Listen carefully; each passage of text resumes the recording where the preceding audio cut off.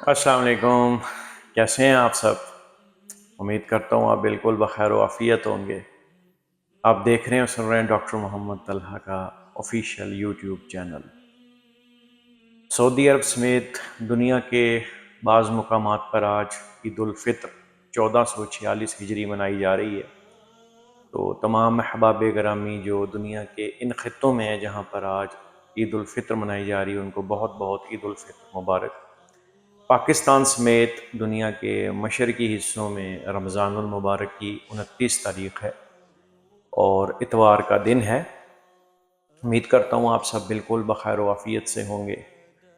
تو آج کے ویلاگ میں آپ کو بتاؤں گا کہ ہمارا رمضان المبارک جو اب تقریباً اپنی انتہا کو پہنچ گیا ہے، یہ کیسے گزرا ہے اور ہمیں یہ کس طریقے سے جو ہے اس کا حق ادا کرنا چاہیے تھا۔ ہیلتھ کے حوالے سے ہمیں کیا کیا پرابلم فیس کرنے پڑتے ہیں، اس کے متعلق میں نے آپ کو کچھ گائیڈنس دینی ہے۔ تو بڑھتے ہیں آج کے ٹاپک کی طرف۔ سب سے پہلی بات تو یہ ہے کہ سحر و افطار میں ہمیں مرغن غذائیں، تیز مرچ مسالے والی غذاؤں سے سختی سے اجتناب کرنا چاہیے۔ اس سے ہائپر ایسیڈیٹی یا ایسڈ ریفلیکس کا مسئلہ ہو جاتا ہے اور اس سے ہمارے ہاضمے کے اندر تیزابیت آ جاتی ہے اور خرابی پیدا ہو جاتی ہے۔ دوسری بات یہ ہے کہ ہمیں میٹھا پانی اور مشروبات سے سختی سے اجتناب کرنا چاہیے، کیونکہ 12 گھنٹے، 13 گھنٹے یا 14 گھنٹے کی فاسٹنگ کے بعد جس وقت ہم باڈی کو میٹھا پانی دیتے ہیں تو وہ کڈنیز کا رسپونڈ کافی اس کے اوپر ایگریسو ہوتا ہے۔ ہمارے کڈنیز کو پلین واٹر چاہیے ہوتا ہے یا آئسوٹونک واٹر چاہیے ہوتا ہے۔ آئسوٹونک واٹر یعنی کہ ہمارے بلڈ کے برابر جس میں سالٹ ہو۔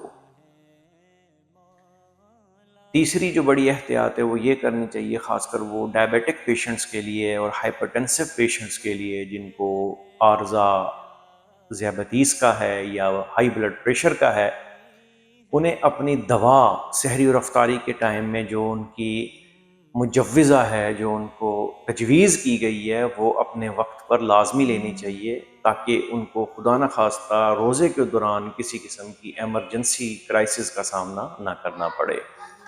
چوتھی جو احتیاط ہے وہ یہ کرنی چاہیے کہ سحر و افطار میں سادہ غذا استعمال کرنی چاہیے، نہ زیادہ آئلی غذا استعمال کرنی چاہیے، نہ زیادہ مرچ مسالے والی غذا استعمال کرنی چاہیے، اور نہ زیادہ بازاری اور مارکیٹ کی بنائی ہوئی اشیاء خوردنوش استعمال کرنی چاہیے۔